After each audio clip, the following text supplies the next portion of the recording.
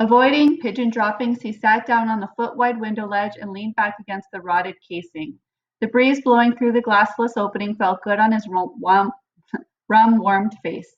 If he wanted to, he could close his eyes and pretend he was standing with Nan on Citadel Hill, the sun on their faces as they watched tourists from as far away as California enter the fortress.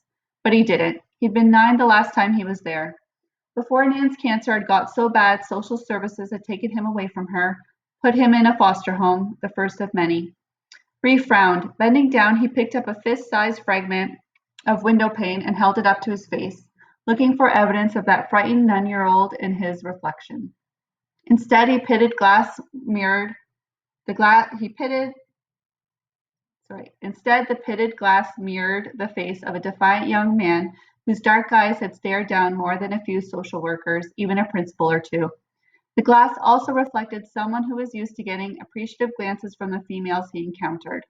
Curly black hair accentuated tan skin and contrasted dramatically with white, even teeth. His straight nose and square, beer-stubbled jaw made him look older than his 17 years, and his tall, tightly muscled frame only heightened that impression. For the briefest moment, he wondered whether Nan would recognize him now, and then he opened his fingers. The fragment shattered as it hit the floor. "Scar meeting us here?" asked Bigger. Reef turned to him, shook his head. "Her old man's back." Jink pinched one nostril and blew fiercely through the other, sending a green, scab-like projectile into the street below. "Probably got her running all over the city," he said, before reversing nostrils and blowing again. Twice. Nothing. "Better than standing around waiting for a hand upside her head," Bigger offered. Reef nodded. He used to think it was Scar's red hair that set her father off, like a waving flag in front of a bull. Neither of her parents had that hair color, nor did anyone else in their family. It was her father who had named her Scarlet. Reef had seen a picture of Scar taken when she was only a few days old, and even then her hair had been the color that usually earns kids nicknames like Carrot Top or Red. Of course, no one called Scar those names, not more than once anyway. Bigger sat on the ledge beside Reef, yawned, scratched his armpit. "Geez, I'm hungry." Jink chuckled. "You were born hungry." "Ain't as bad as being born ugly," Bigger replied. "At least I get full from time to time. You're always going to be ugly." Jink grinned, 3 missing teeth like darkened doorways in his mouth. Along with his broken nose, the holes in his smile were souvenirs of several confrontations that had earned him a reputation as a formidable fighter. Not that these features made him any less attractive than he would have been without them. His too wide face and sloping forehead made him look menacing even in mid-grin, an impression further emphasized by a tattooed snake that curled around his thick neck and bared its fangs below his right ear. Reef couldn't remember the last time Jink had lost a brawl. Couldn't, in fact, even imagine it happening.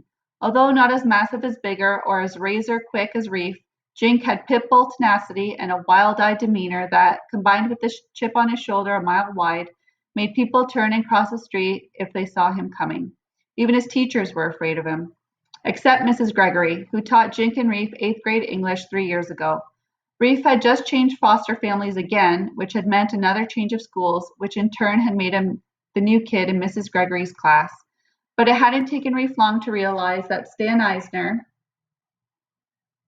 the crazy kid with the wild eyes, was on a collision course with anyone foolish enough to get in his way.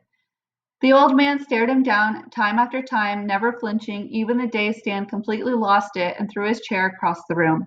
It had been a lazy last period, and the teacher had split the class in half, offering as a reward no homework to the team that could spell the most words correctly. Stan spelled about as well as he did math, which he failed regularly. In fact, Reef learned that Stan had failed almost everything once, and the only reason he made it to grade 8 was the school board's rule about no one repeating a junior grade more than once. Stan was, as Reef had overheard a teacher comment, on the 2-year plan. It wouldn't have mattered if he'd stayed home during the even years of his education. He was guaranteed a pass for social reasons. Reef had realized on his first day something that everyone else at that school had known for years. Stan hated school. But he hated teachers even more.